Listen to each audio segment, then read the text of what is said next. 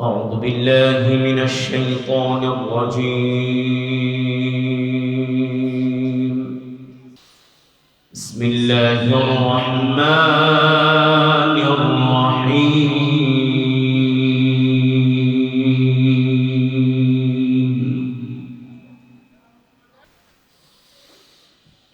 ألف لام را تلك آيات الكتاب المبين.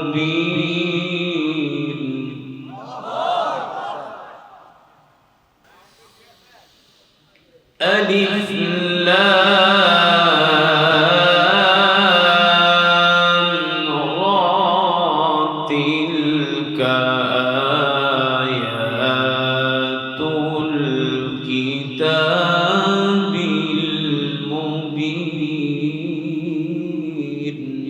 الله أكبر.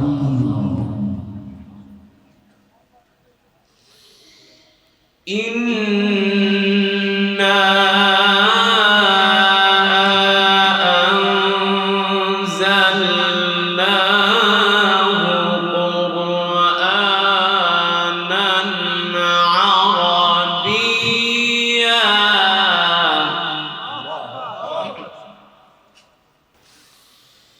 إنا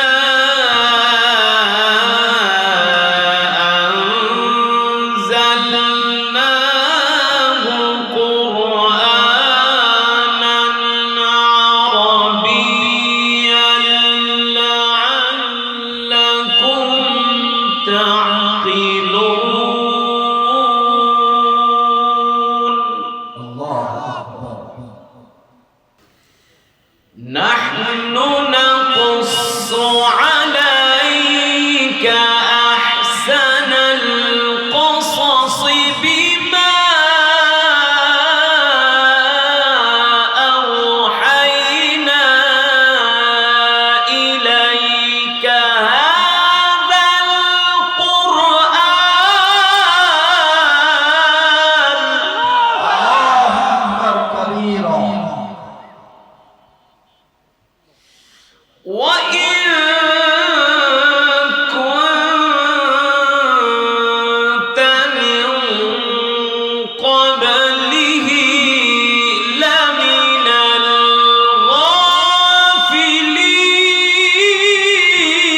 الغافلين.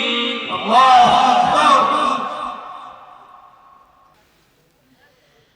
نحن نقص عليك أحسن القصص بما أوحينا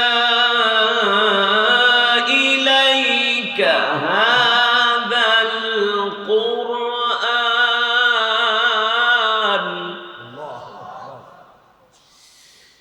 وإن كنت من قبله لمن الغافلين. نحن نقص عليك أحسن القصص بما أوحينا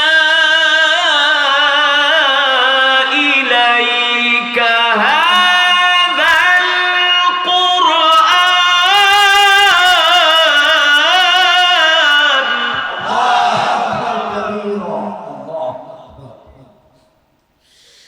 وإن كنت من قبله لمن الغافلين.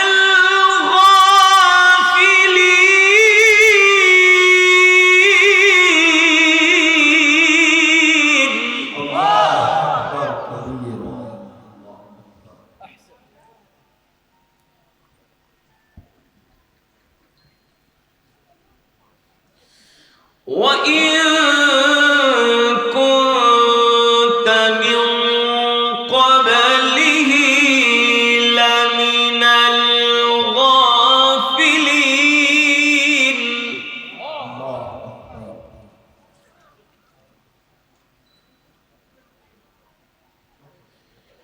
إذ قال يوسف لأبيه يا أبت إذ قال يوسف لأبيه يا أبت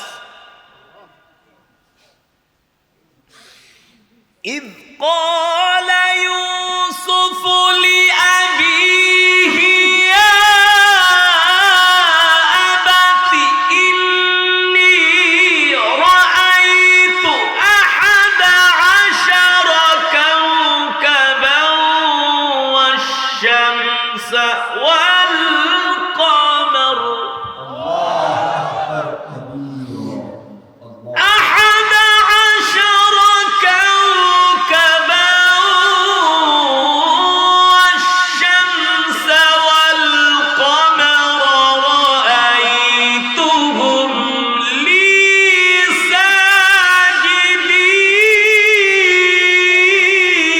ساجدين الله أكبر كبيرا. الله أكبر.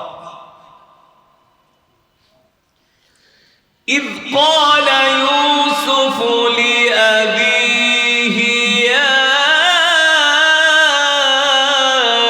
أبت إني رأيت أحد عشر كوكبا أحد عشر كوكبا والشمس والقمر رأيتهم لي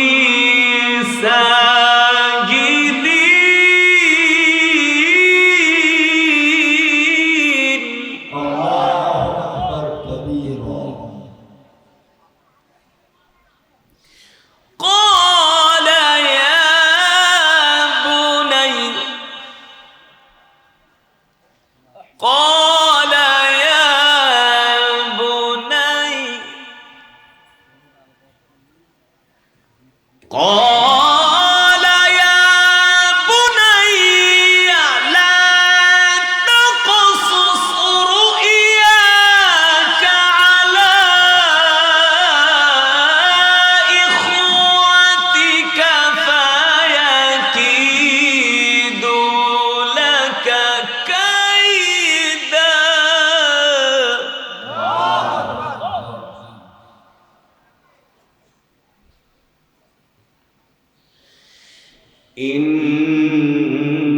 إن الشيطان للإنسان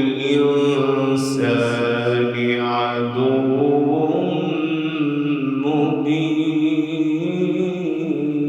مبين قال يا بني لا تقصص رؤياك على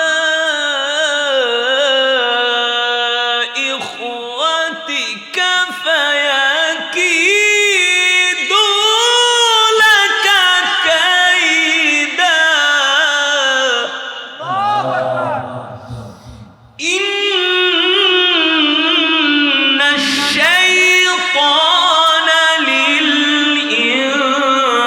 للإنسان عدو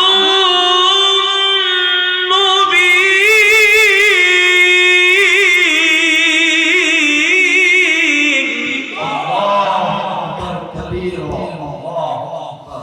إن الشيطان للإنسان عدو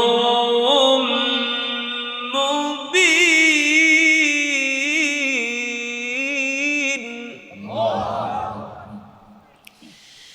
إن الشيطان للإنسان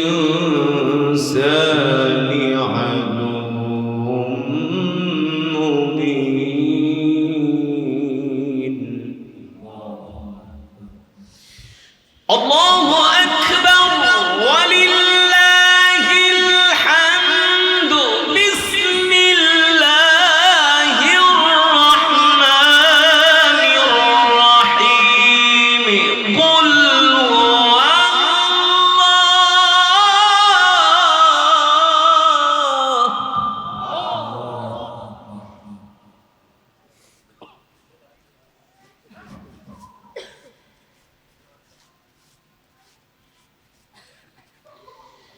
بسم الله الرحمن الرحيم قل هو الله أحد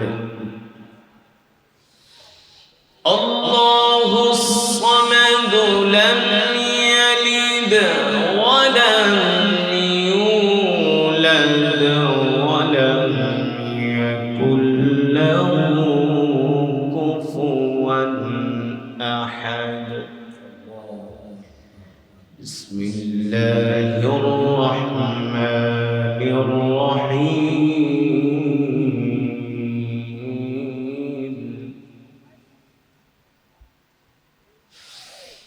قل هو الله أحد الله الصمد لم يلد ولم يولد ولم يكن له كفوا أحد بسم الله الرحمن الرحيم قل هو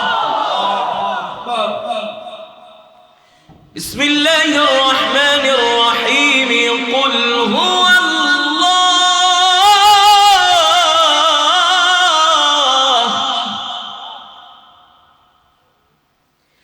قل هو الله أحد الله الصمد لم يلد ولم يولد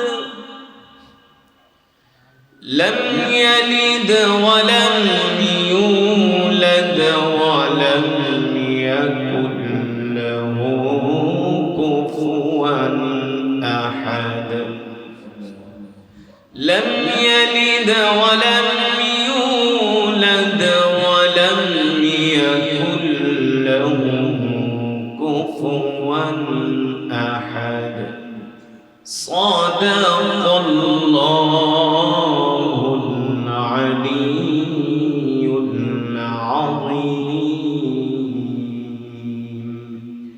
আমরা সকলেই বলি আলহামদুলিল্লাহ আর ঈমানি আওয়াজ দিয়ে পড়ি আলহামদুলিল্লাহ ঈমানদার মুসলমান সমস্ত প্রশংসা কার জন্য আর জোরে বলি কার জন্য একমাত্র মহান রব্বুল আলামিনের জন্য যিনি আমাদেরকে সৃষ্টি করেছেন ঠিক কিনা বলেন মুসলমান আমাদের হায়াতের মালিক কে আমাদের রিজকের মালিক কে মুসলমান আমরা কার গোলাম আরো জোরে বলতে হবে আমরা কার গোলাম আমরা এক আল্লাহর গোলাম ঠিক কিনা বলেন আমরা কি আমেরিকার গোলাম আমরা কি ভারতের গোলাম আমরা কি মোদির গোলাম আমরা কি রাশিয়ার গোলাম আমরা এক আল্লাহর গোলাম ঠিক কিনা বলি মুসলমান মুসলমান আসমান কার আল্লাহ জমিন কার আল্লাহ কোরআনে আছে কি আছে না কয়টা আসমান কয়টা কয়টা 7টা কোরআনে আছে কি আছে না আল্লাহ তাআলা বলছেন আল্লাযী খালাকা সাবআ সামাওয়াতিন তিবাকা কমান মিয়া ইকো কমান এখন ইকো লাগবে না হালকা দেন সে الذي خلق 7 سماوات طباقا ما ترى في خلق الرحمن من تفاوت فارجع البصر هل ترى من فطور আল্লাহ রাব্বুল আলামিন বলেন নবী অবিশ্বাসীদেরকে কাফেরদেরকে নাস্তিকদেরকে মুরতাদদেরকে যারা আল্লাহর কোরআন মানে না আল্লাহর দ্বীন মানে না যারা ইসলাম মানে না ওদেরকে আপনি বলে দেন আমি আল্লাহ একটা না দুইটা না তিনটা না চারটা না পাঁচটা না ছয়টা না আমি আল্লাহ 7টা আসমান তোমাদের মাথার উপর সৃষ্টি করেছি কয়টা 7টা আসমান বানাতে যে আল্লাহ তাআলা লক্ষ লক্ষ পিলার ব্যবহার করেছেন পিলার নাই কোনদিন শুনছেন যে আটলান্টিক মহাসাগরের উপর দিয়ে যে আসমানটা আছে কোন এক জায়গা দিয়ে ভাঙা পড়ছে শুনছেন কিন্তু এই যে ছোট্ট একটি প্যান্ডেল করেছে কতগুলা বাঁশের খুঁটি দিয়েছে হ্যাঁ ইঞ্জিনিয়ার বাড়ির ড্রয়িং করে ড্রয়িং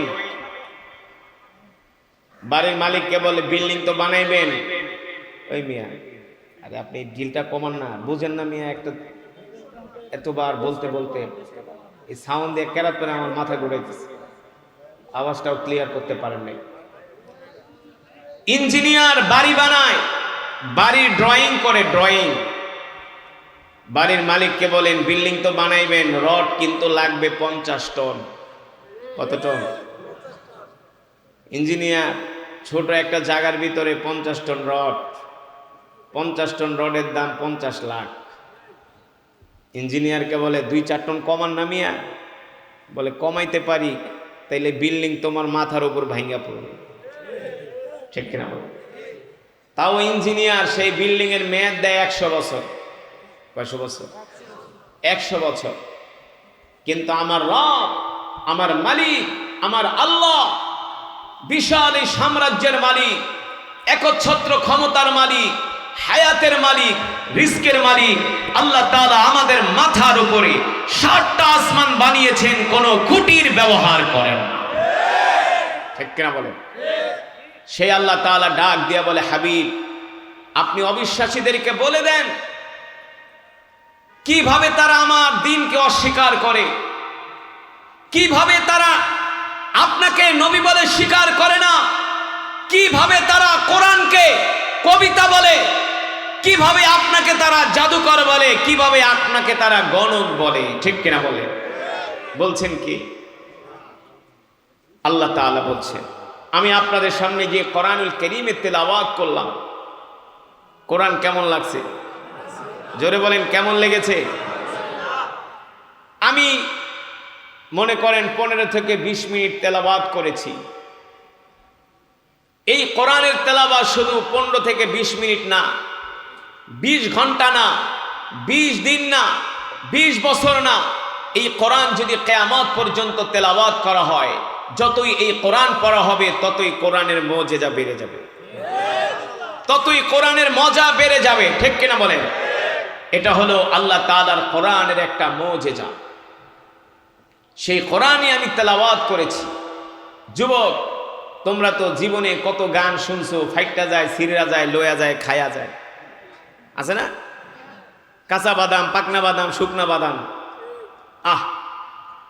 এই গানগুলো যখন বের হয়, বাংলাদেশের এক শ্রেণীর মানুষ, এক কথায় তারা উদ্ভট পাগল হয়ে যায়, সারাদিন গাইতেই থাকে, সারাদিন গাইতেই থাকে এই সমস্ত অশ্লীল বাক্য। যেই মহিলা ফাইটটা যায়, সিরা যায়, এই গান গেয়েছিল, এই গান গেয়ে আমাদের সংসারটাকে নাপাক করছে, ঠিক কিনা বলে? এই মহিলা আমাদের সংসদকে নাপাক করেছে।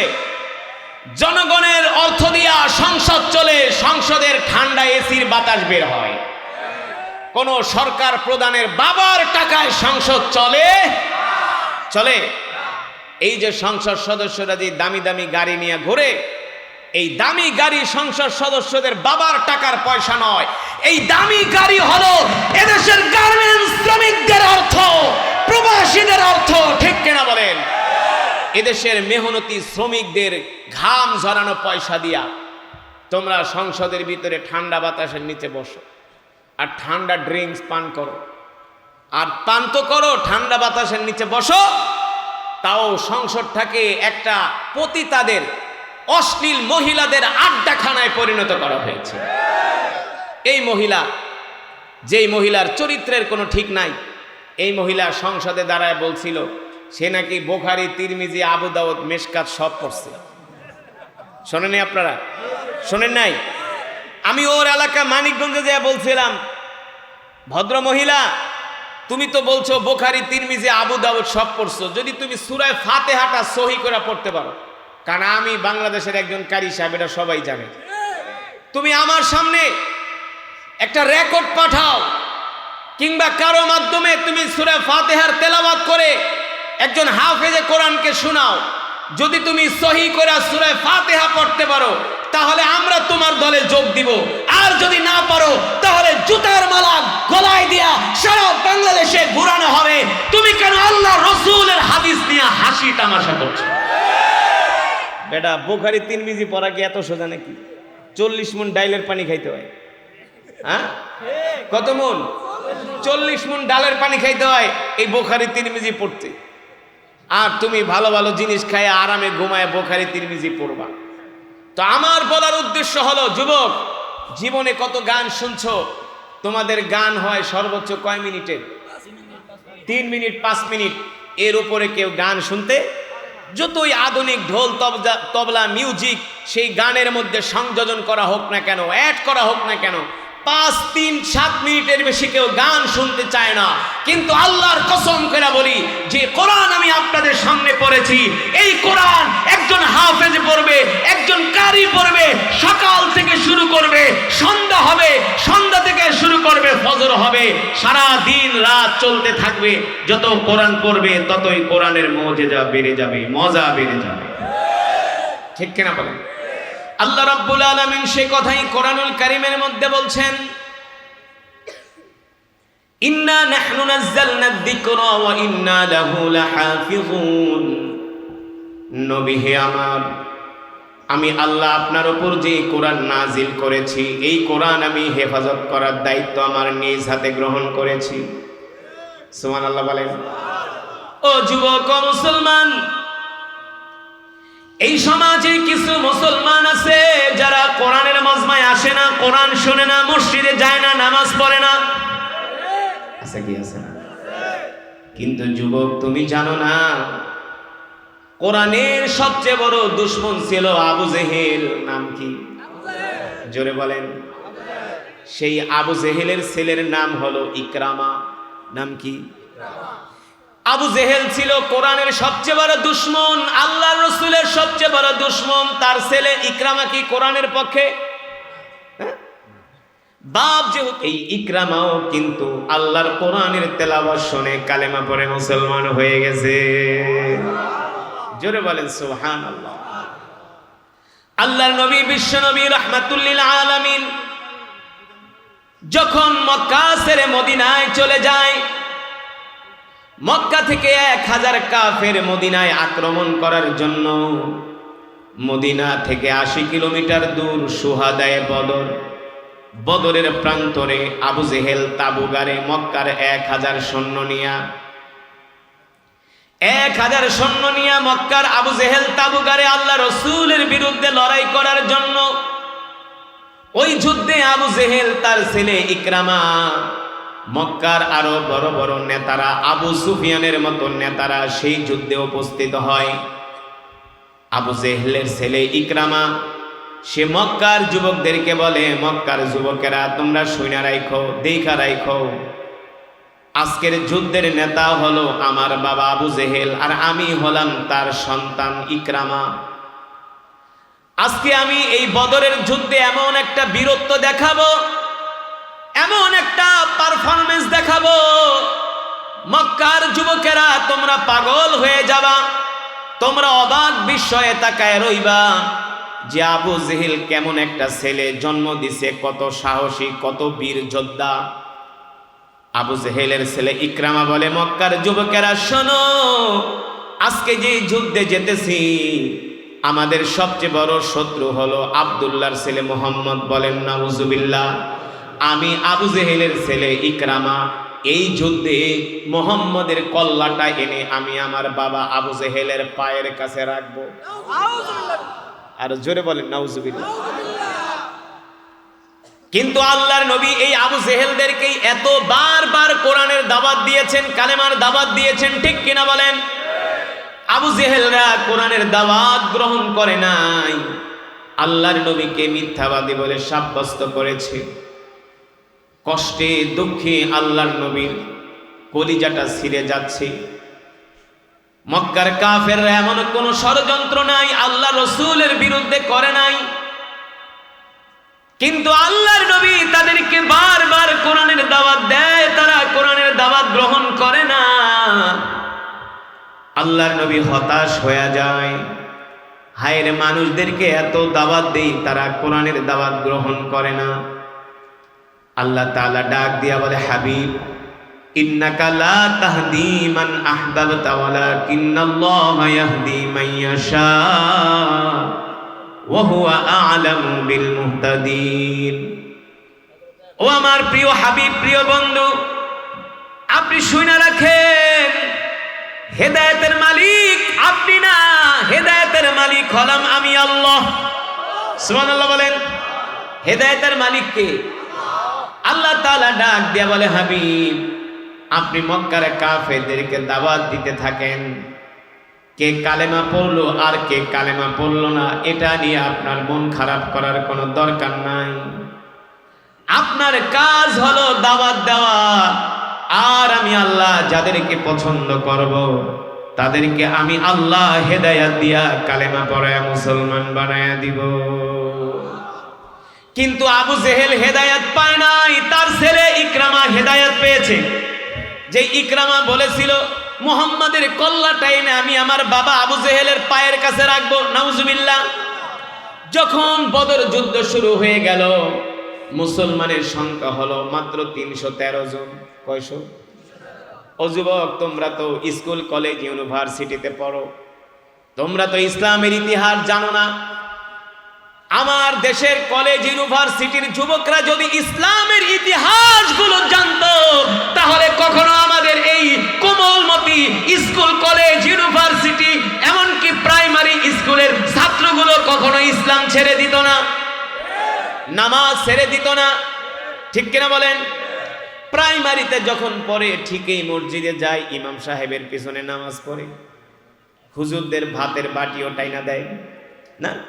ছেলেরা যখন ছোট থাকে মক্তবে যায়, কোরআন শিখে। ওই প্রাইমারি থেকে যখন কলেজে যায়, কলেজ থেকে আস্তে আস্তে বিড়ি খাওয়া শুরু করে। কলেজ থেকে যখন ইউনিভার্সিটিতে যায়, অনেক যুবকরা তো নাস্তিকই হয়ে যায়। এই নাস্তিক হওয়ার মূল কারণ হলো তাদেরকে ধর্মীয় শিক্ষা দেওয়া হয় না, ইসলামের এই ইতিহাসগুলো তাদেরকে শিখানো হয় না যে আমরা মুসলমান, আমাদের ইতিহাস কি। কোন জাতি যদি তার নিজের ইতিহাস না জানে, তাহলে ওই জাতি সবসময় নিজেকে ছোট ভাবে। ঠিক কিনা বলেন? কিন্তু আমরা তো এমন মুসলমান, যে মুসলমানেরা মাত্র 313 জন 1000 কাফেরকে পরাজিত করছে। শুধু 1000 কাফেরকে না, মাত্র 3000 মুসলমান 8000 কাফেরকে পরাজিত করছি। মাত্র 8000 কাফের, মাত্র 8000 মুসলমান 30,000 কাফেরকে পরাজিত করছে। মাত্র 32,000 মুসলমান 1.5 লক্ষ রোমান সৈন্যদের কাফেরদেরকে পরাজিত করেছে। আমরা হলাম সেই মুসলমান, আমরা হলাম সেই মুসলমান। পৃথিবীর সব দিক থেকে আমরা 1 নাম্বার। বিশ্বাস করেন না? কোন দিক থেকে 1 নাম্বার বলবো? পৃথিবীর শ্রেষ্ঠ নবী পেয়েছি আমরা। পৃথিবীর শ্রেষ্ঠ নবী নাম কি? জনাবে মুহাম্মদুর রাসূলুল্লাহ সাল্লাল্লাহু আলাইহি ওয়াসাল্লাম। শ্রেষ্ঠ নবীর উপরে শ্রেষ্ঠ কিতাব নাজিল হয়েছে, নাম কি? আল কোরআন। শ্রেষ্ঠ নবীর উপরে শ্রেষ্ঠ কিতাব নাজিল হয়েছে, কোরআনুল কারীম। যুবক, আমরা যেই ঘরের দিকে কেবলা করে নামাজ পড়ি, এই ঘর হলো পৃথিবীর শ্রেষ্ঠ ঘর, বাইতুল্লাহ। পৃথিবীর শ্রেষ্ঠ ঘর বাইতুল্লাহ। বাইতুল্লাহর মতো এত দামি পৃথিবীতে ঘর হয় নাই, আর কোনোদিন হবেও না। তারপরে পৃথিবীর যত দামি দামি সম্পদ, সব স্বর্ণের খনি আল্লাহ দান করছে মুসলমানের দেশ।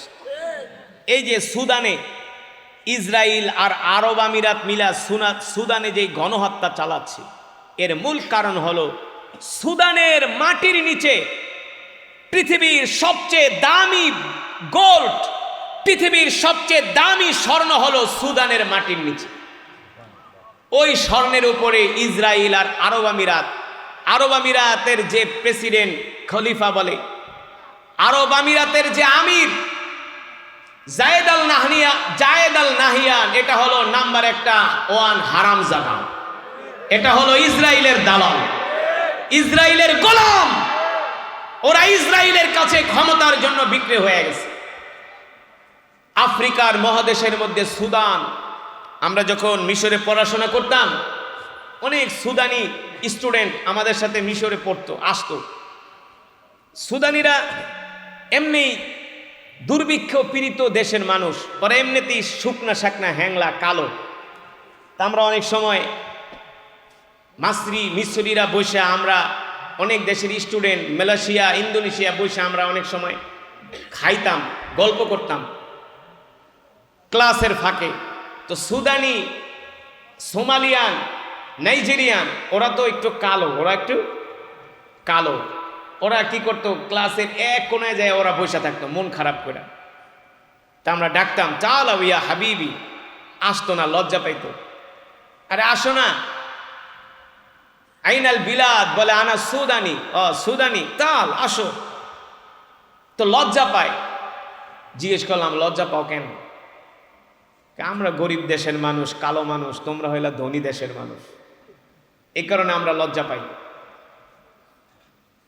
ওরা কালো হতে পারে, কিন্তু এই কালো মানুষগুলো অনেক সাদা মানুষের চেয়ে অনেক বড় আল্লাহওয়ালা। বিশ্বাস করবেন না, ওদের তাকওয়া, ওদের ইখলাস, আল্লাহ রসুলের প্রতি ভালোবাসা।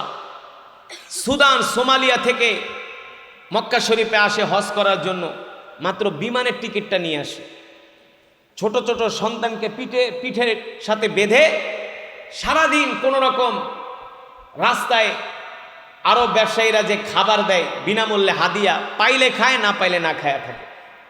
এত কষ্ট করে ওরা। আর আমরা তো বাংলাদেশ থেকে হজে যাওয়ার আগে মুআল্লিমরে কি কয় বেলা খাওয়ান দিবি, লাহাম্মান্দি কয়দিন খাওয়াবি, কোন হোটেলে রাখবি। আর ওরা বাইতুল্লাহ থেকে 3-4 কিলোমিটার দূরে অল্প পয়সায় হোটেল ভাড়া নেয়, সেখান থেকে প্রতি ওয়াক্ত হেঁটে হেঁটে এসে ওরা জামাতে নামাজ পড়ে। এত আল্লাহওয়ালা। যেটা বলছিলাম, আল্লাহর নবী, বিশ্ব নবী, রাহমাতুল্লিল আলামিন, যার উপরে কোরআন নাজিল হয়েছে, পৃথিবীর শ্রেষ্ঠ ঘর বাইতুল্লাহ, পৃথিবীর শ্রেষ্ঠ কিতাব আল কোরআন, পৃথিবীর সবচেয়ে দামি সম্পদ স্বর্ণ, গোল্ড। যে গোল্ডের উপমা দেওয়ার জন্য সুদানিদের কথা বললাম। পৃথিবীর সবচেয়ে আরেকটা দামি সম্পদ যাকে বলা হয় ব্ল্যাক গোল্ড, কালো সোনা। কালো সোনা মানে কি?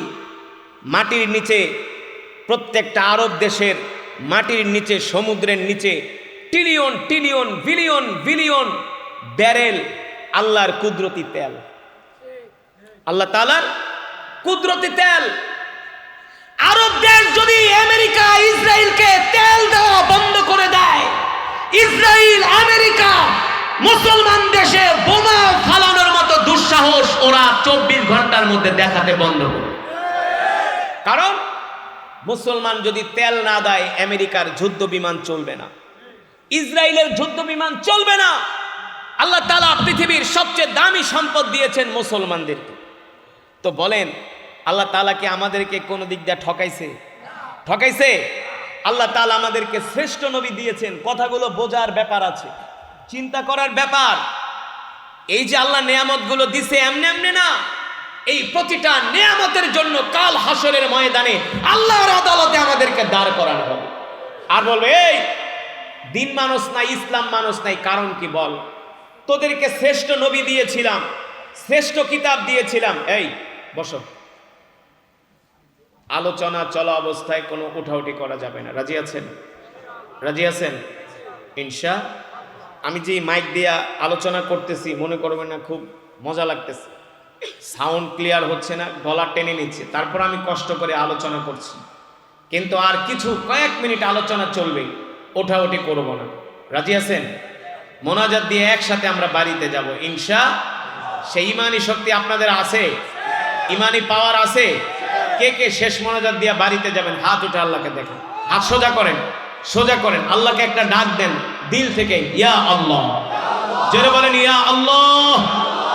আমাদের কবুল করে নেন, আমাদের গুনাহগুলো মাফ করে দেন।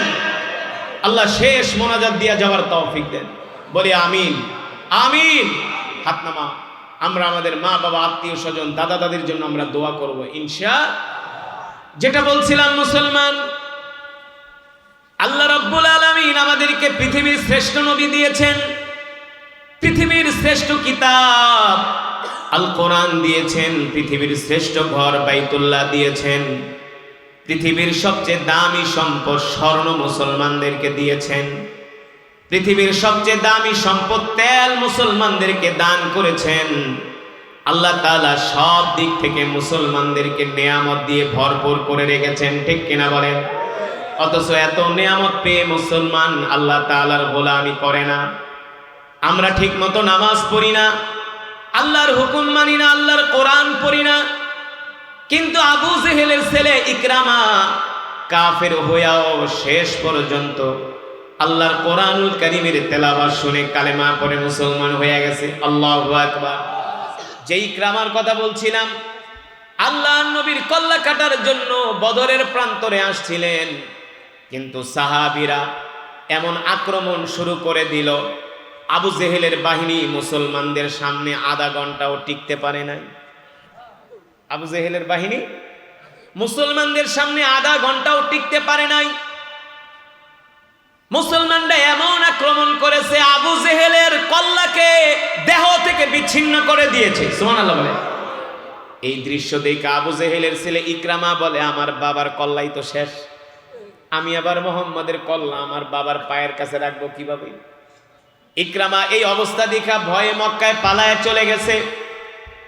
ইকরামা মনে মনে প্রতিশোধ নিয়ে মনে মনে প্রতিজ্ঞা করেছে, কোনো একদিন যদি সুযোগ পায় ইকরামা, তাহলে বাবার হত্যার প্রতিশোধ নিবে, বাবার হত্যার প্রতিশোধ নিবে। এই প্রতিশোধ নেওয়ার জন্য বদর যুদ্ধের 2 বছর পরে আবু জেহেলের নেতৃত্বে, আবু সুফিয়ানের নেতৃত্বে মক্কার আবু জেহেলের ছেলে ইকরামা, খালিদ ইবনুল ওয়ালিদ তারা আবার পুনরায় মদিনায় আক্রমণ করার জন্য রওনা হলো। ওই যুদ্ধেও আল্লাহ নবী 3000 কাফেরের বিরুদ্ধে মাত্র 800 মুসলমান নিয়ে তাদের বিরুদ্ধে শক্ত প্রতিরোধ গড়ে তুললেন। আল্লাহু আকবার। সেই যুদ্ধেও আবু সুফিয়ানের বাহিনী পরাজিত হয়ে মক্কায় ফিরে গেল। আবু জেহেলের ছেলে ইকরামা বলে, বদরেও মুহাম্মাদের সাথে পারলাম না, খন্দকেও মুহাম্মাদের সাথে পারলাম না, পিতা হত্যার প্রতিশোধ নিতে পারলাম না, মক্কার যুবকদের সামনে আমি ইকরামা মুখ দেখাইতে পারি না, কারণ আমার বাবাকে হত্যা করেছে মুহাম্মাদের সৈন্যরা, কিন্তু আমি মুহাম্মাদের কোনো ক্ষতি আজ পর্যন্ত করতে পারলাম না। ইকরামা এই কথা ভাবে আর নিজেকে অনেক অপমানিত লজ্জিত মনে করে। ইকরামা বলে, আমি যদি আর একটা সুযোগ পাই, তাহলে ওই সুযোগে আমি মুহাম্মাদের কল্লা তার দেহ থেকে বিচ্ছিন্ন করে দিব। বলেন নাউজুবিল্লাহ। আল্লাহ বলে, কোনোদিনও আমার হাবিবের কল্লা তুই বিচ্ছিন্ন করতে পারবি না, কারণ আমার হাবিব দুনিয়াতে একা না, আমি আল্লাহ আমার হাবিবের সাথে আছি, আমি আল্লাহ আমার হাবিবের সাথে আছি। ঠিক উহুদ যুদ্ধের পরে আল্লাহর নবী বিশ্ব নবী রাহমাতুল্লিল আলামিন 10,000 সাহাবী নিয়ে কয় হাজার মক্কা বিজয় করার জন্য মদিনা থেকে রওনা হলেন। মদিনায় খবর ছড়িয়ে পড়ল, এ মক্কাবাসীরা শুনছনি, মুহাম্মদ কিন্তু 10,000 সৈন্য নিয়ে মদিনা বিজয় করার জন্য, দখল করার জন্য আসতেছি। আজকে মুহাম্মদ মক্কা বিজয় করবে। এই খবর শোনার পরে মক্কার বড় বড় লিডারেরা আল্লাহ রসুলের ভয়ে ঘরের মধ্যে দরজা লাগায়া পালায়া আছে। এমনকি আবু সুফিয়ানের মতো সবচেয়ে বড় নেতা মক্কার, তিনিও ঘরের মধ্যে দরজা লাগিয়ে পালিয়ে আছে। আজকে যদি মুহাম্মদের সামনে পড়ি তাহলে আর নিস্তার নাই, মুহাম্মদ আমার কল্লাটা দেহ থেকে বিচ্ছিন্ন করে দিবে। আর আমি তো জানি মুহাম্মদের বাহিনী কত দুর্দর্শ, কত সাহসী। আল্লাহু আকবার। কারণ আল্লাহ রসুলের সাহাবীরা তার জীবনের চাইতে আল্লাহর নবীকে ভালোবাসত। আল্লাহ রসুলের সাহাবীরা আল্লাহর নবীকে তাদের জীবনের চাইতেও ভালোবাসত, ঠিক কিনা বলেন? উহুদ যুদ্ধে এক সাহাবী দাঁড়ায় দাঁড়ায় একটা গোস্তের টুকরা খাচ্ছে। এক সাহাবী, আল্লাহ নবী বলে, সাহাবী রে, ময়দানে যুদ্ধ হইতেছে আর তুমি গোস্ত দাঁড়ায় দাঁড়ায় খাইতেছো। সাহাবী বলো, গো আল্লাহর নবী, আমি যদি এখন ময়দানে যায় শহীদ হয়ে যাই তাহলে আমার কি অবস্থা হবে? আল্লাহ নবী বললে, তাহলে তুমি জান্নাতি হয়ে যাবে। সিরাতের কিতাবের মধ্যে আসছে, ওই সাহাবী গোস্তের টুকরাটা ফেলে দিয়া ডাল আর তরবারি নিয়ে ময়দানে চলে গেছে। কাফেরদের সাথে লড়াই করে কয়েক মিনিটের ভিতরে আল্লাহর জমিনে আল্লাহর দিন কায়েমের জন্য শহীদ হয়ে গেছে। শুধু এখানেই শেষ না, উহুদের ময়দানে যখন কাফেরেরা আল্লাহর নবীর উপরে আক্রমণ শুরু করলো, রাসূলের সাহাবী হযরতে তালহা রাদিয়াল্লাহু তাআলা আনহু আল্লাহর নবীর সামনে ডাল হয়ে দাঁড়ায় গেছে। ইতিহাস লেখে হযরত আবু তালহা রাদিয়াল্লাহু তাআলা আনহুর শরীরের মধ্যে একটা না, দুইটা না, তিনটা না, চারটা না, 70টার উপরে তীর আর তরবারির আঘাত পড়েছে। পুরা দেহ ঝাঁঝরা হয়ে গেছে, ঝাঁঝরা। 70টার উপরে তীর হযরত তালহা রাদিয়াল্লাহু তাআলা আনহুর শরীরের মধ্যে বিদ্ধ হয়েছে। এই অবস্থা দেখে আল্লাহর নবী হতাশ হয়ে গেছে। মাঝে মাঝে আল্লাহর নবী উকি দেয় যে কিভাবে কাফেররা আক্রমণ করতেছে। হযরত তালহা রাদিয়াল্লাহু তাআলা আনহু বলে, আল্লাহর রাসূল, আপনি আপনার মাথা উঠাবেন না। মক্কার কাফেররা আপনাকে হত্যা করার জন্য তারা ময়দানে আসছে। আপনাকে যদি তারা হত্যা করতে পারে, আপনি যদি শহীদ হয়ে যান, তাহলে আমরা এতিম হয়ে যাব।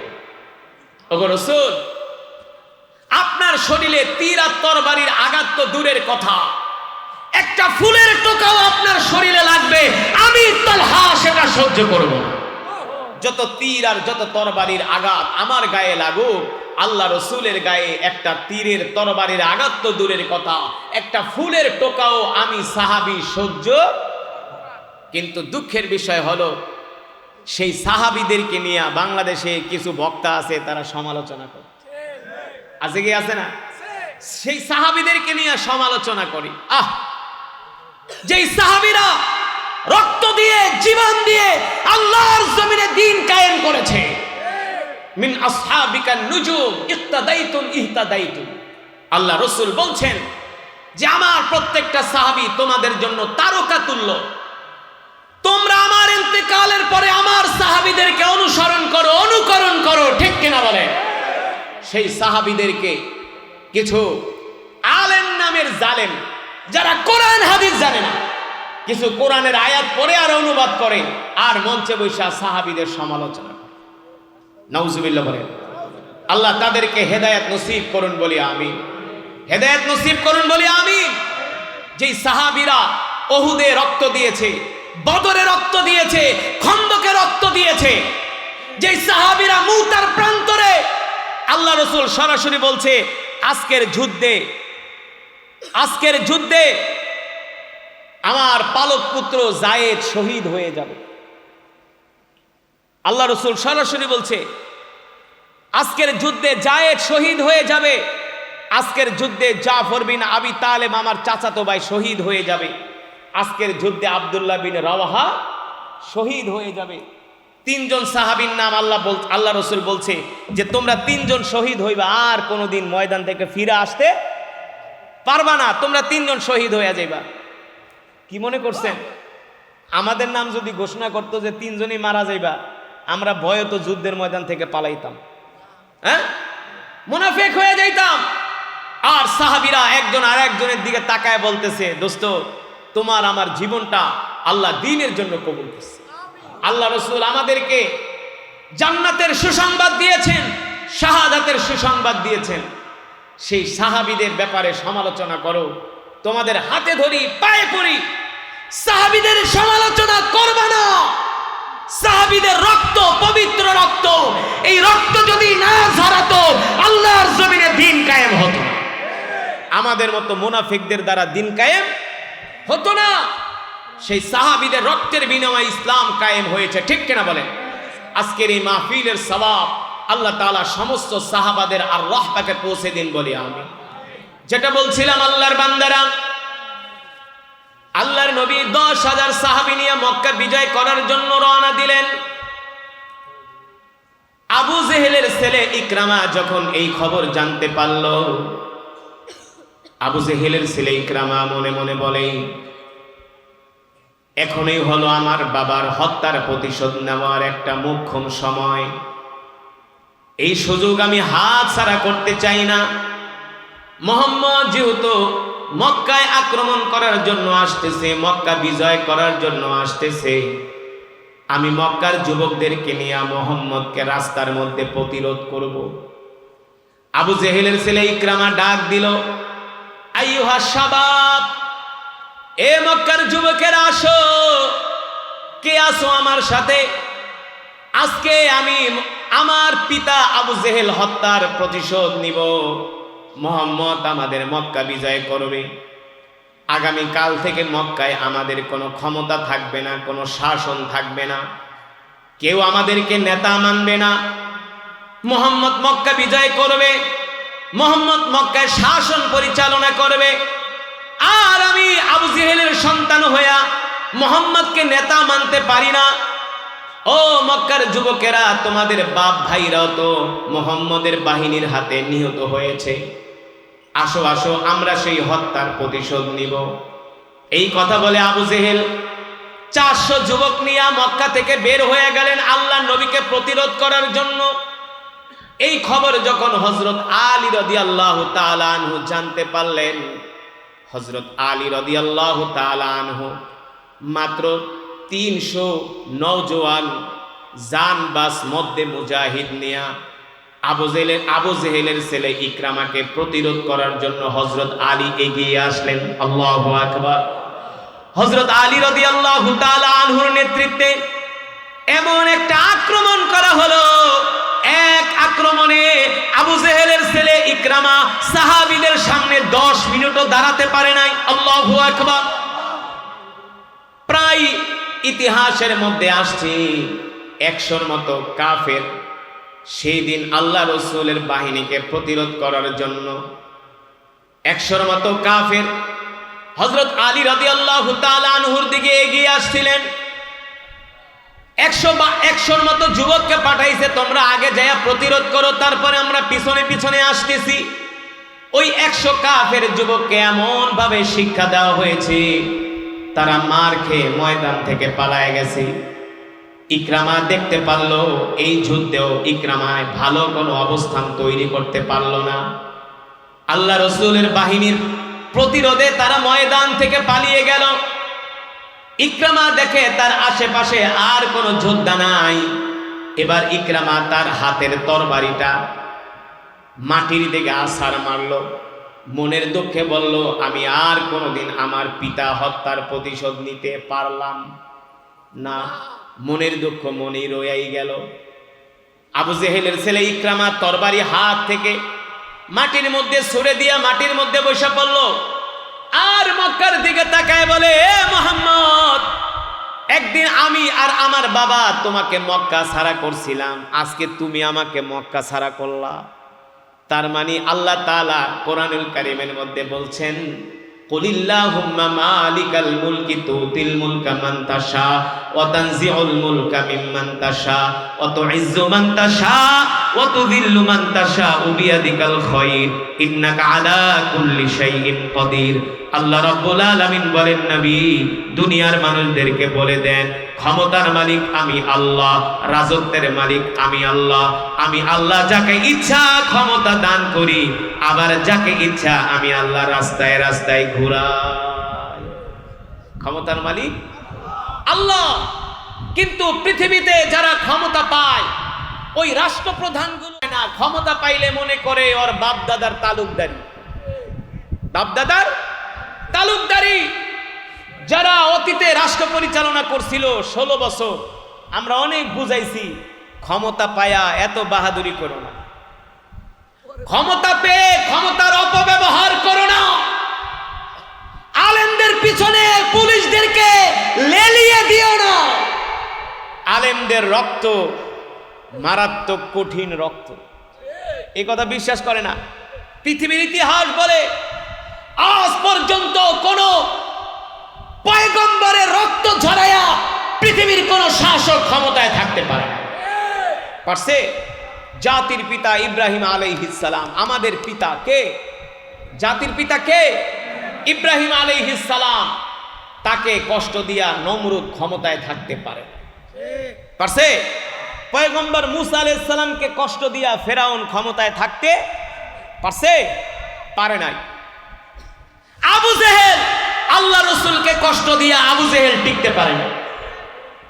বর্তমান যারা নায়েবে নবী, ওলামায়ে কেরাম, আমরা তো আপনাদের সামনে কোরআনের কথা বলি, দ্বীনের কথা বলি। আমরা তো ব্যক্তি স্বার্থে কোনো কথা বলি না, যা বলি উম্মার উপকারের জন্য বলি, ঠিক কিনা বলেন? এই যে এতক্ষণ যত কথাগুলো বললাম, ব্যক্তি স্বার্থে একটা কথাও বলছি, কোরআন হাদিস থেকে রেফারেন্স দিচ্ছি, এই আলোচনাগুলো শুনে যাতে আপনাদের ঈমান মজবুত হয়, ঈমান শক্তিশালী হয়। আমরা বুঝাইছি ক্ষমতা পায়া মানুষের উপর জুলুম করো না, আলেমদেরকে জেলে ঢুকিও না, আলেমদেরকে জেলে ঢুকায়া আজ পর্যন্ত পৃথিবীর মসনদে কেউ থাকতে পারে না, কেউ পারবেও না। কারণ যাদের কাছে কোরআন আছে তাদের সাথে কে আছে? জেনে বলেন কে আছে? ওই আবু জেহেলের ছেলে ইকরামা মক্কার দিকে তাকায় বলে, মোহাম্মদ মনে পড়ছে কামা তাদিনু তুদানু, যেমন কর্ম তেমন ফল। একদিন আমি আমার বাবা তোমাকে মক্কা থেকে বের করে দিছিলাম, আজকে তোমার ভয়ে আমি আর মক্কায় যাইতে পারলাম না, আমার বাপ তো শেষ, তার কল্লা তো আগেই ফালাই দিছে। ইকরামাকে আমি আর কোনোদিন মক্কায় যেতে পারবো না। মনের দুঃখে ইকরামা কি করলেন? ঘোড়া দৌড়ায়া মক্কার যুবকদেরকে বলে দিলে, এই মক্কায় তো আর কোনোদিন যাইতে পারবো না, মোহাম্মদ তো মক্কা দখল করে ফেলাইছে, বিজয় করে ফেলাইছে, চইলা গেলাম বাপ দাদার ভিটা ছাইরা। মনের দুঃখে মনের কষ্ট নিয়ে ইকরামা কান্না করতে করতে ঘোড়া দৌড়ায়া চলে গেছে জর্দানের নদীবর্তী এলাকা, উপকূলীয় এলাকায় চলে গেছে, যেখান থেকে অন্য কোনো দেশে পাড়ি জমাবে। ইকরামা এক নদীর পাড়ে যাইয়া তাবু গাড়ছে, তাবু গেড়ে মনের দুঃখে কষ্টে ভারাক্রান্ত হৃদয় নিয়া সে ওই তাবুতে বসবাস শুরু করছে। এইদিকে যখন আল্লাহ রসুল মক্কা বিজয় করলেন, মক্কা বিজয় করার পরে মক্কার বড় বড় নেতারা আল্লাহ রসুলের কাছে এসে হাতে হাত রেখে কালেমা পড়ে মুসলমান হয়ে যাচ্ছে। এমনকি আবু সুফিয়ানের মতো লিডার, সেও আল্লাহ রসুলের হাতে হাত রেখে কালেমা পড়ে মুসলমান হয়ে গেছে। সুবহানাল্লাহ বলেন। এই খবর যখন মক্কার মানুষ জানতে পারলো, দলে দলে মক্কার কাফেররা আল্লাহ রসুলের হাতে হাত রেখে কালেমা পড়ে মুসলমান হতে শুরু করলো। এই খবর শোনার পরে ইকরামার যিনি স্ত্রী ছিলেন তিনিও ছিলেন মক্কায়। ইকরামার স্ত্রী মুখের মধ্যে একটা কাপড় দিয়া মুখটা ঢেকে আল্লাহ নবীর মজমায় আসলেন, আল্লাহ রসুলের বাড়ির হুজরাখানায় আসলেন। দূর থেকে আল্লাহ নবীকে ডাক দিয়া বলেন, ওগো আল্লাহ নবী, আমি আপনার কাছে একটা দরখাস্ত নিয়ে আসছি, একটা আরজি নিয়ে আসছি। আল্লাহ রসুল বললেন, কি দরখাস্ত বলো। ইকরামার স্ত্রী বললেন, শোনেন আল্লাহ নবী, এই মক্কার সবচেয়ে বড় আপনার দুশমন ছিল আবু জেহেল। আল্লাহ নবী বলে, হ্যাঁ, আমি হলাম সেই আবু জেহেলের ছেলে। ইকরামার স্ত্রী আবু জেহেল হলো আমার শ্বশুর। আল্লাহ নবী বলে, তুমি কেন আসছো আমার কাছে? ইকরামার স্ত্রী বলে, শোনেন, আপনি তো মক্কা বিজয় করছেন, আমি আপনার কাছে সাধারণ ক্ষমা পাওয়ার জন্য আসছি। আল্লাহ নবী বললেন, ও ইকরামার স্ত্রী, আজকে আমি মক্কা বিজয় করতে আসছি, কিন্তু কোনো প্রতিশোধ নিতে আসি নাই। সুবহানাল্লাহ বলবেন না? আল্লাহ নবী বলে, আমি কোনো প্রতিশোধ নিতে আসি নাই, তুমি আমার কাছে কি চাও? ইকরামার স্ত্রী বলে, যদি আপনি আমাকে ক্ষমা করে দেন, যদি আপনি আমাকে ক্ষমা করে দেন তাহলে আমি সবচেয়ে বেশি খুশি হব। আল্লাহ নবী বলল, ঠিক আছে, যাও, আমি তোমাকে ক্ষমা করে দিলাম, আজ থেকে তুমি মুক্ত, কেউ তোমাকে আর কোনোদিন ডিস্টার্ব করবে না, তোমার থেকে কেউ প্রতিশোধ নিবে না। এই কথা শোনার পরে ইকরামার স্ত্রী বললেন, ওগো আল্লাহর নবী, আপনি চাইলে আমাকে মৃত্যুদণ্ড দিতে পারতেন, আপনি চাইলে আমাকে শাস্তি দিতে পারতেন, কিন্তু আজকে আপনি আমার সাথে যেই উত্তম আচরণ দেখিয়েছেন, মহানুভবতার পরিচয় দিয়েছেন, আপনার ব্যবহারে আমি মুগ্ধ হয়ে গেছি। শুধু আমি মুগ্ধ হই নাই, আমি সিদ্ধান্ত নিয়ে ফেলেছি, আপনি এখনই আমাকে কালেমা পড়ায় মুসলমান বানায়া দেন। আল্লাহ নবী ইকরামার স্ত্রীকে কালেমা পড়ায় মুসলমান বানায় দিলেন। এবার ইকরামার স্ত্রী বললেন, গো আল্লাহর রাসূল, আমি আপনার কাছে আরেকটা দরখাস্ত করি, আপনি কি আমার স্বামী ইকরামাকে ক্ষমা করবেন? যদি ইকরামাকে ক্ষমা করেন তাহলে আমি আমার স্বামী ইকরামাকে আপনার সামনে এনে হাজির করব। আল্লাহর নবী বললেন, যাও যাও, ইকরামাকে যে বলো আমি ইকরামাকেও ক্ষমা করে দিয়েছি। আল্লাহু আকবার। এই কথা শোনার পরে ইকরামার স্ত্রী এত খুশি হলেন। মক্কার যুবকদের থেকে শুনলেন ইকরামা কোথায় আছে।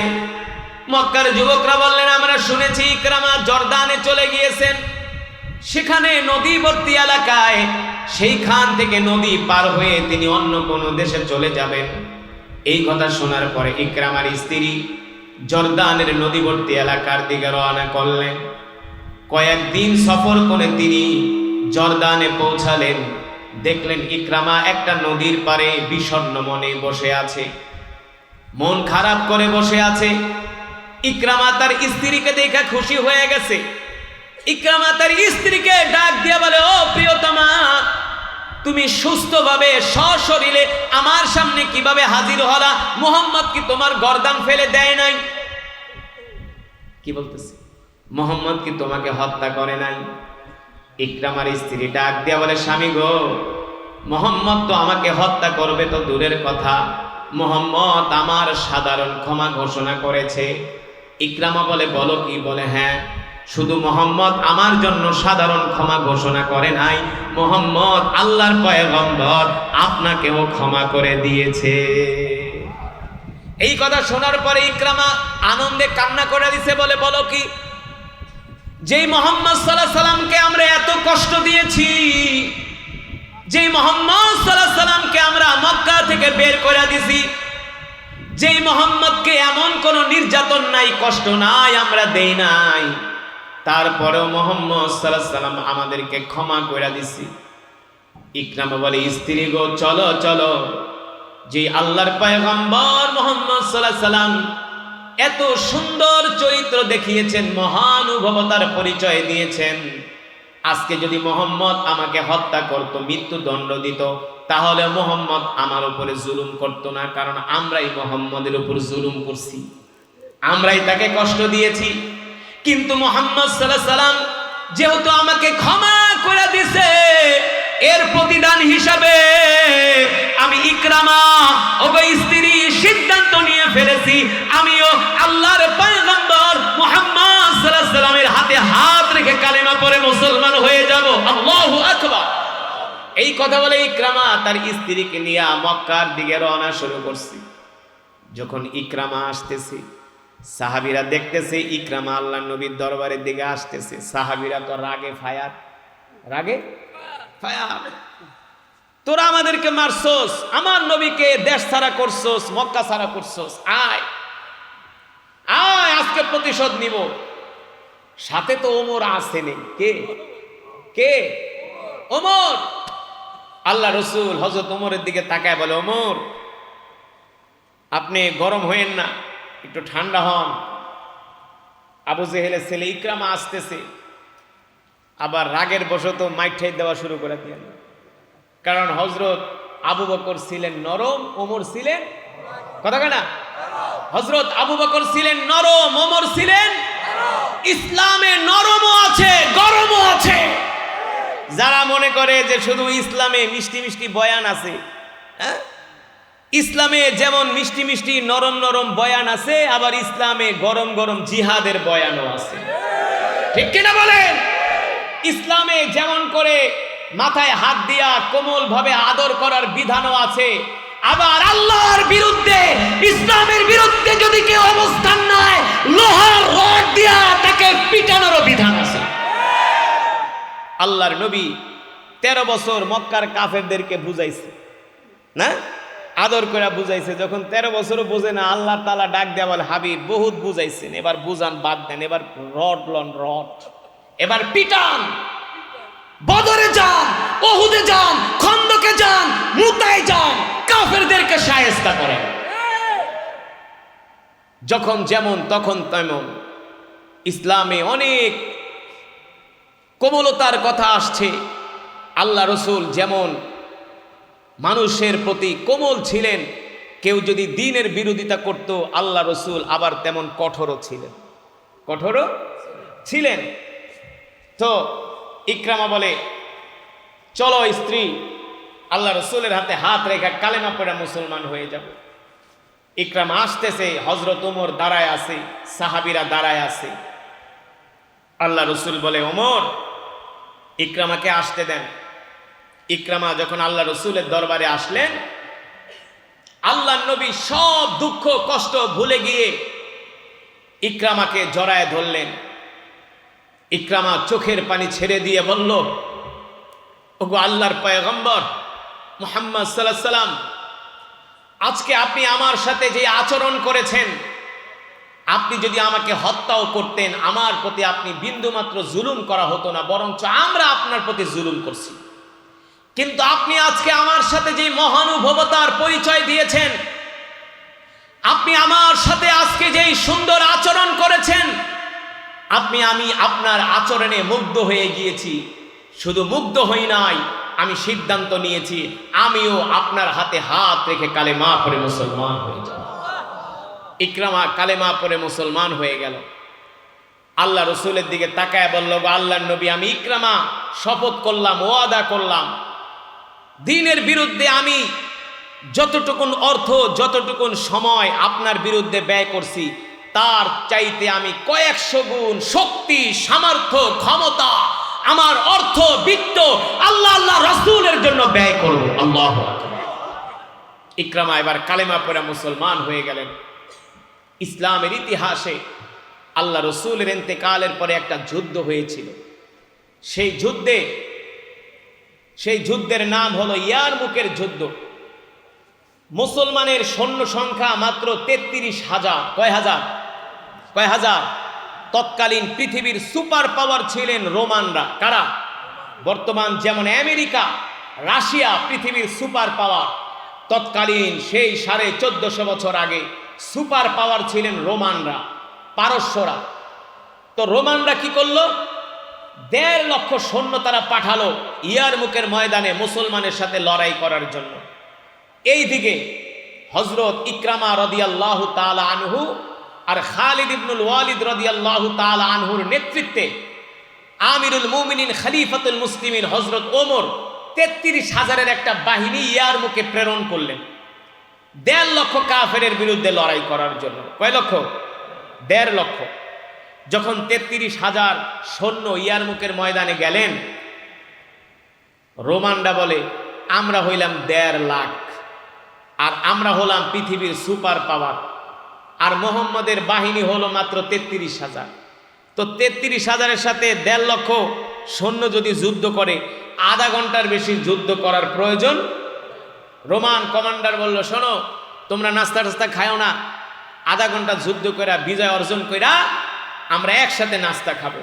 এই কথা বলে রোমান বাহিনী একযোগে 33,000 মুসলমানের উপর আক্রমণ শুরু করলো। আসলে এমন আক্রমণ শুরু করছে, আধা ঘন্টার ভিতরে মুসলমানরা ইয়ারমুকের ময়দান থেকে বিচ্ছিন্ন হয়ে গেছে। এমন আক্রমণ, ঝড়ের বেগে, তুফানের বেগে আক্রমণ শুরু করছে, শুধু তীর আর তীর, তীর আর তীর। 1.5 লক্ষ সৈন্য যদি চতুর্দিক থেকে গ্রাউ করে একসাথে তীর মারে, তাহলে অবস্থাটা কি হয়? আধা ঘন্টাও মুসলমান ইয়ারমুকের ময়দানে টিকতে পারল না। এই দৃশ্য দেখলেন ইকরামা। তিনি আকাশের দিকে তাকায়া মনে মনে ভাবলেন, আমি তো আল্লাহ রসুলের সাথে ওয়াদা করছিলাম, যতটুকুন শক্তি সময় আমি ইসলামের বিরুদ্ধে ব্যয় করছি, তার চাইতে আমি কয়েক গুণ শক্তি ইসলামের পক্ষে ব্যয় করব। আজকে আমার জীবন চলে যায়, যাক, ইয়ারমুকের ময়দানে আজকে এই যুদ্ধে মুসলমানদেরকে বিজয় অর্জন করতে হবে, এছাড়া দ্বিতীয় কোনো পথ নাই। যখন রোমানদের আক্রমণে মুসলমান ছিন্ন বিচ্ছিন্ন হয়ে গেল, মুসলমান ময়দান থেকে ছন্নছাড়া হয়ে গেল, কাউকে আর খুঁজে পাওয়া যায় না, ওই সময় ইকরামা রাদিয়াল্লাহু তাআলা আনহু মদিনার যুবকদেরকে উদ্দেশ্য করে বলতেছেন, আইয়ুহাস শাবাব, এ মক্কার মদিনার যুবকেরা, আমি 400 জানবাজ যুবক চাই, যারা কিনা আমার নেতৃত্বে যুদ্ধ করবে। আমি রোমানদের তাঁবুর ভিতরে ওদের কলিজার মধ্যে এমন আঘাত করব, এক আঘাতে আমি রোমানদের কলিজা বিচ্ছিন্ন করে দিব, রোমানদেরকে ময়দান থেকে পরাজিত করব। আমার সাথে 400 মাত্র যুবক দরকার। এই কথা বলার সাথে সাথে মুহূর্তে 400 যুবক হযরত ইকরামার পিছনে আইসা তরবারি নিয়ে দাঁড়ায় গেল। ইকরামা বলে, শোনো, আমি আগে আক্রমণ করব রোমানদের তাঁবুর ভিতরে যায়া, যেখানে ওদের জেনারেলরা বসে আছে, তোমরা আমার পিছনে পিছনে আসবা। ইকরামা রাদিয়াল্লাহু তাআলা আনহু যুদ্ধের পতাকা নিয়ে সবার আগে বিদ্যুৎ গতিতে, ঝড়ের গতিতে তাঁবুর ভিতরে এমন আক্রমণ করলো, একসাথে 400 জানবাজ মর্দে মুজাহিদ আল্লাহ রাসূলের সাহাবীরা এমন আক্রমণ পরিচালনা করলো, এক আক্রমণে 1.5 লক্ষ রোমান বাহিনী ময়দান থেকে আধা ঘন্টার মধ্যে পালায় গেল। আধা ঘন্টার মধ্যে পালায় গেছে। যেই দিকে ইকরামার বাহিনী যায়, সেই দিকে রোমানদের কল্লা ছাড়া আর কিছু দেখা যায় না। কয়েক হাজার রোমান সৈন্যদের মাথা জমিনের মধ্যে পড়ে রয়েছে, কয়েক হাজার। এই দৃশ্য দেখা রোমানরা যুদ্ধের ময়দান থেকে পালায় গেল। মুহূর্তের ভিতরেই মুসলমানরা ইয়ারমুকের যুদ্ধে বিজয় অর্জন করলো। আল্লাহু আকবার। 1.5 লক্ষ কাফের, 1.5 লক্ষ কাফের উট নিয়ে আসছিল, ঘোড়া নিয়ে আসছিল, রসদপত্র নিয়ে আসছিল, অস্ত্র নিয়ে আসছিল, খাবার নিয়ে আসছিল। 1.5 লক্ষ সৈন্যের যত মাল ছিল সব মুসলমানরা গনিমত হিসাবে পেয়ে গেল। কিন্তু ইকরামা রাদিয়াল্লাহু তাআলা আনহুকে রোমান সৈন্যরা এমনভাবে আক্রমণ করছে, তিনি তো নেতৃত্ব দিয়েছেন। একটা তরবারির আঘাত এসে ইকরামার পেটের ভিতরে বিদ্ধ হয়েছে, এভাবে টান মেরেছে, ইকরামার পেট নাড়িভুড়ি বের হয়ে গেছে। ইকরামা রাদিয়াল্লাহু তাআলা আনহু মাটির মধ্যে লুটায় পড়ছে, সাথে ইকরামার ছেলেও আছে। বাবা আর ছেলে 2 জন মিলা মাটিতে লুটায় পড়ছে। এই দৃশ্য যখন খালিদ ইবনুল ওয়ালিদ দেখলেন, দৌড়ায় আসলেন, আয়েশা ইকরামার মাথাটা তার কোলের উপরে নিলেন। ইকরামা ডাক দিয়া বলে, খালিদ, তোমার কি মনে আছে আমরা সেই ওহুদের ময়দানে আল্লাহর নবীর বিরুদ্ধে আমরা একসাথে যুদ্ধ করছিলাম? আজকে আমরা আল্লাহ রসুলের পক্ষে আবার ইয়ারমুকের ময়দানে একসাথে লড়াই করার জন্য আসছি। খালিদ, আল্লাহ রসুল যখন মক্কা বিজয় করে আমি আল্লাহ রসুলের হাতে হাত রেখা কালেমা পড়ে মুসলমান হয়ে গেছি, কিন্তু মক্কার কিছু মানুষ এখনো বুঝতে চায় না, মানতে চায় না যে আমি ইকরামা আসলেই মন থেকে কালেমা পড়ে মুসলমান হয়েছি। তারা মনে করে আমি মৃত্যু থেকে বাঁচার জন্য, আমি আমার জান বাঁচানোর জন্য আল্লাহ রসুলের হাতে হাত রেখা কালেমা পড়ে মুসলমান হয়েছি। খালিদ, তুমি মক্কার মানুষদেরকে বলে দিও, আবু জেহেলের ছেলে ইকরামা মৃত্যুর ভয়ে কখনো মিথ্যার আশ্রয় নেয় নাই, সেই দিল থেকেই আল্লাহ রসুলের হাতে হাত রেখে কালেমা পড়ে মুসলমান হয়ে আজকে ইয়ারমুকের ময়দানে আল্লাহর দ্বীনের জন্য শহীদ হয়ে যাচ্ছে। আল্লাহু আকবার। এমনকি ইকরামার কথা শুনা সেই দিন সাহাবীদের মধ্যে কান্নার রোল পড়ে গেল। ইকরামাকে হযরত ওমরের মতো সাহাবীও সন্দেহ করত, যে ওমর রাদিয়াল্লাহু তাআলা আনহুর সম্বন্ধে কোরআনুল কারীমে 27 জায়গায় আয়াত নাজিল হয়েছে। যেই হযরত ওমরকে বলা হয় মেজাজে ওহী, হযরত ওমরকে বলা হয় মেজাজে ওহী।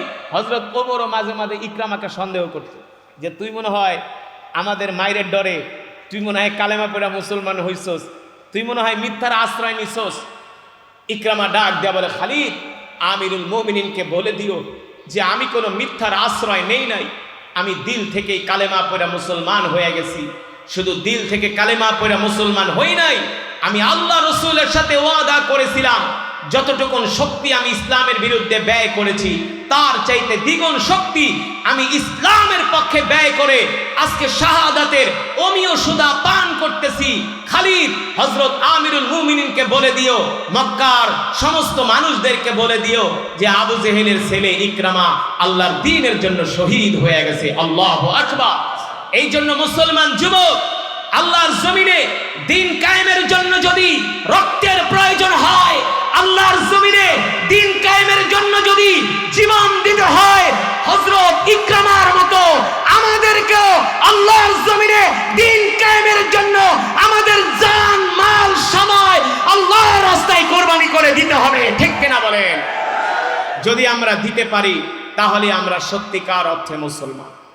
কিন্তু দুঃখের বিষয় হলো বর্তমানের ম্যাক্সিমাম মুসলমান আল্লাহর জমিনে দিন কায়েমের জন্য রক্ত দিবে, জীবন দিবে, তো দূরের কথা কিছু মুসলমান ঠিকমতো নামাজই পড়ে না। ঠিক কিনা বলে? আছে কি আছে না? আমাদের আশেপাশে অনেক মুসলমান আছে নামাজ পড়ে না, মসজিদে আসে না। এই কারণে তাদেরকে বলবো, ভাই আপনাদের হাতে ধরি, পায়ে পড়ি, আপনি যদি আগে নিজেকে মুসলমান দাবি করেন, আগে আপনাকে 5 ওয়াক্ত নামাজ পড়তে হবে। কয় ওয়াক্ত?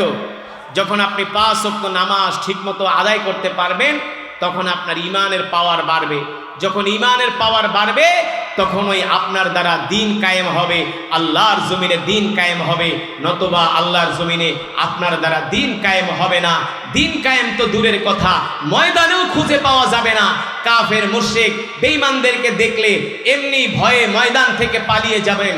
এই কারণে আগে নামাজ ধরতে হবে, আগে আল্লাহর হুকুম মানতে হবে, 5 ওয়াক্ত নামাজ জামাতের সাথে আদায় করতে হবে।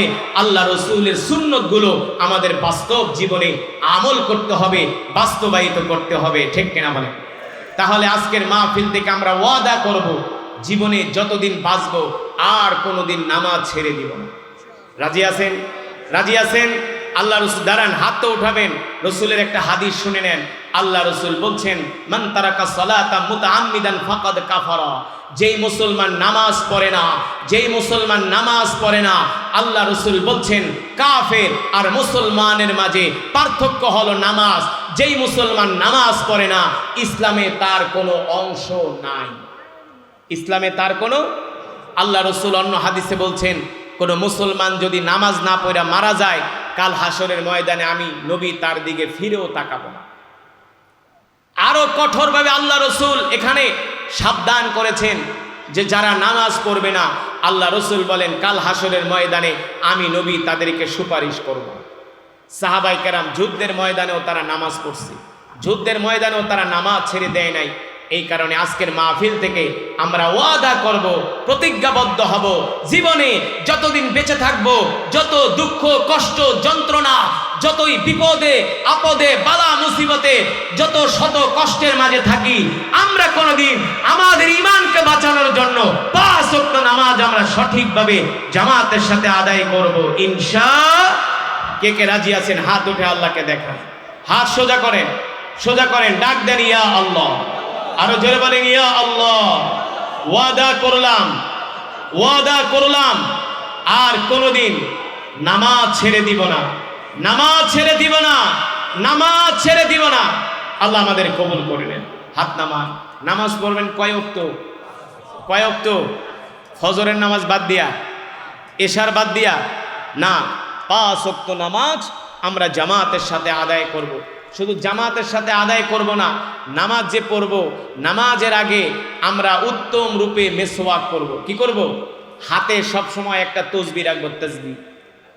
কমপক্ষে প্রতিদিন 1000 বার আল্লাহ রসুলের নামে দুরূদ পড়বেন। কয় হাজার? কেউ যদি আল্লাহ রসুলের শানে প্রতিদিন 1000 বার দুরূদ পড়তে পারেন, ইন্তেকালের আগে আল্লাহ রসুলকে দেখবেন, আপনি ঘুমের ঘরে আল্লাহ রসুলের সাথে আপনার সাক্ষাৎ হয়ে যাবে।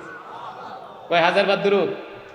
যদি আল্লাহ রসুলকে দেখতে চান 1000 বার দুরূদ পড়বেন প্রতিদিন ইনশাআল্লাহ। আর আল্লাহ রসুলের সুন্নতগুলো কদমে কদমে মানার চেষ্টা করবেন, কদমে কদমে। কোনো মানুষকে কষ্ট দিবেন না, কোনো মানুষকে কষ্ট দিবেন না। আপনি যদি কোনো মানুষকে কষ্ট দেন, পাড়া প্রতিবেশীকে কষ্ট দেন, আপনার আশেপাশে যারা আছে তাদেরকে যদি কষ্ট দেন, যত ইবাদত করেন আল্লাহর দরবারে কোনো ইবাদত কবুল হবে। কারণ আল্লাহ রসুল কোনোদিন মানুষকে কষ্ট দেয় নাই, সাহাবীরা কোনোদিন মানুষকে কষ্ট দেয় নাই। আমরা মানুষকে ক্ষমা করে দিব, মানুষের সাথে উত্তম আচরণ করব।